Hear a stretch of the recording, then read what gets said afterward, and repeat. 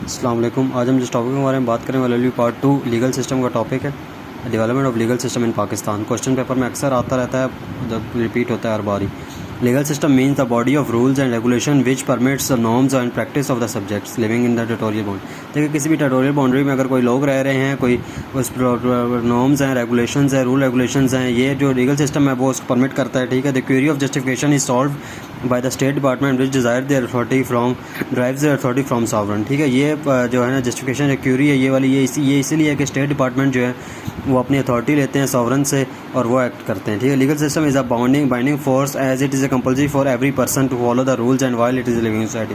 किसी भी सोसाइटी में रहते हुए ये ज़रूरी है हर बंदे के लिए कि वो लीगल सिस्टम के जो रूल्स हैं उनको फॉलो करे।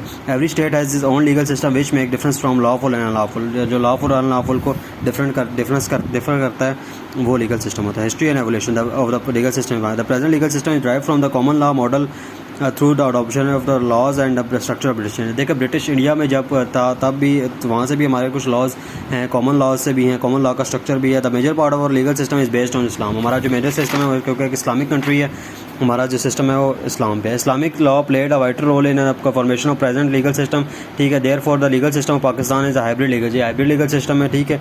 The roots of the current legal system is Pakistan can be traced back from a medieval period में, हिंदू पीरियड में हम लोग देख सकते हैं। इंडिपेंडेंस चैप्टर था जब, उसमें भी हम लोग देख सकते हैं। This system has a pass to the different stages, Muslim period, Hindu era, और इसके जो डिफरेंट स्टेजेस रह चुके हैं हिंदू एरा में, और उसको एंड इंडिपेंडेंस के टाइम तक government of India act implement किया गया था 1935। सब प्रोविजनल उसके प्रोविजनल तौर पे उसे अप्लाई किया गया था, इंप्लीमेंट किया गया था उसमें कुछ अमेंडमेंट्स करने के बाद, और उसके बाद फिर 3 आइन बनाए गए थे 1956, 1962 और 1973। इसका सबसे पहले हम लोग कॉन्स्टिट्यूशन ऑफ पाकिस्तान 1956 जो चौधरी मोहम्मद अली जब प्राइम मिनिस्टर थे तब बना था, और उसने वर्क हार्ड किया था, और इसमें इस्लामिक रिपब्लिक का नाम दिया गया था, और इसमें पाकिस्तान को इस्लामिक रिपब्लिक का डिक्लेयर कर दिया गया था, और इसमें मैंडेटरी कर दिया था जो मुस्लिम जो प्रेसिडेंट होगा वो मुस्लिम होना ज़रूरी है। इसका 1962 का आया था। 1962 का जो आइन था वो constitution of 1962 was enforced on June 8, 1962. The comprehensive document comprising of 250 sections, 3 schedules.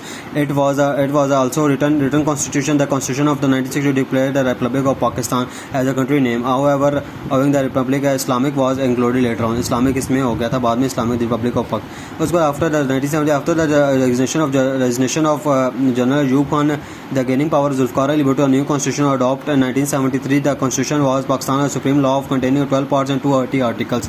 The Islamic Republic of Pakistan is selected as a state name. State of Pakistan, the Islam is declared as a state religion and a proper organization of zakat and mosque ensured, and only the Muslims could be qualified for the election of the president PM। ठीक है। Prime minister president के लिए जो 1973 के। उसके बाद हम लोग देखेंगे साइलेंट फीचर्स। हम लोग अगर देखें पाकिस्तानी के तो सबसे पहले Islamic character. The distinct feature of our legal system is a mixture of Islamic principles prescribe in holy Quran and Sunnah. ठीक है। उसके मुताबिक हमारे सारे इस्लामिक कॉन्स्टिट्यूशन होगा। Constitution declare the Pakistan official name Islamic Republic of Pakistan. Islam is the religion of the state. Article 2 इसे कहता है। ठीक है। Under the Islamic character Federal Shariat Court was established to regulate the law of according to Islam. Federal Shariat courts बनाई गई थी। It is worthful to note that the Pakistan came into being Islamic ideology. It has been mentioned in the constitution that federal and provisional minister and speaker of the take oath and preserve and protect the Islamic ideology। oath लेते हैं ताकि Islamic ideology को और कोई भी हमारा कानून जो है इस्लाम के खिलाफ नहीं होगा। Recognition of the fundamental. One of the key feature of our legal system is incorporation with fundamental human rights. The Constitution of the 1973 ensures that fundamental rights are under the Constitution, and some of these rights are freedom of movement, freedom of assembly, free association, professional speech वगैरह भी deal, और article 28 to 28 deals with the fundamental rights. हमारा दूसरा feature है कि ये fundamental rights के साथ भी डील कर। Directive principle of state policy. Directive principle of state policy and a basic objective of the future plan of action and a political system। ठीक है। political system का future plan क्या होता है?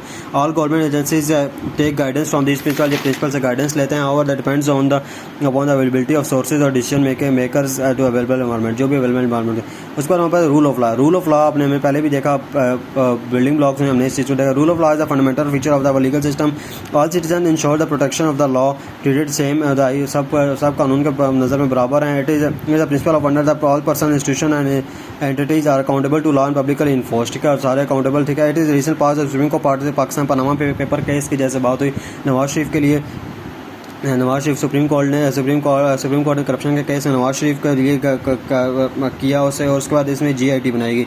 GIT इसलिए बनाई गई क्योंकि रूल ऑफ लॉ था, सब रूल के सब एक फॉर्मर प्राइम मिनिस्टर जो प्राइम मिनिस्टर है उसके खिलाफ एक कही गई, ये देखिए ये भी एक रूल ऑफ लॉ था, और उसके लिए GIT बनाई गई कि किसी बंदे को उसके लिए उसके भी अगेंस्ट जो एलिगेशन लगाई गई उनको एक्सप्लोर करने के लिए, और इसलिए ताकि कोई भी बंदा लॉ के बगैर नहीं है और सब लॉ के नज़र में बराबर हैं, और कोई भी किसी को बगैर सुने सजा नहीं दी जाएगी, ये रूल ऑफ लॉ है, इसलिए GIT बनाई गई थी। Supremacy of constitution of constitution and law, ठीक है। Legal system of Pakistan is binding upon subject, therefore there is a clean difference between lawful and unlawful. Every decision of by the judicial body makes a rule of land and compulsory follow decision of the spirit, ठीक है। हर एक ज़रूरी है कि जो भी law बनाया जाए उसे फॉलो किया जाए, जुडिशरी जो भी ऑर्डर होगा उसको फॉलो किया जाए। Obedience of the constitution and the law is basic duty every citizen, every is not and being the citizen, अगर वो कुछ टाइम के लिए अपना सिटीजन अगर नहीं भी है तब भी उसे कॉन्स्टिट्यूशन को और लॉ को फॉलो करना ही है, अगर वो कुछ टाइम के लिए बेशक सिटीजन है।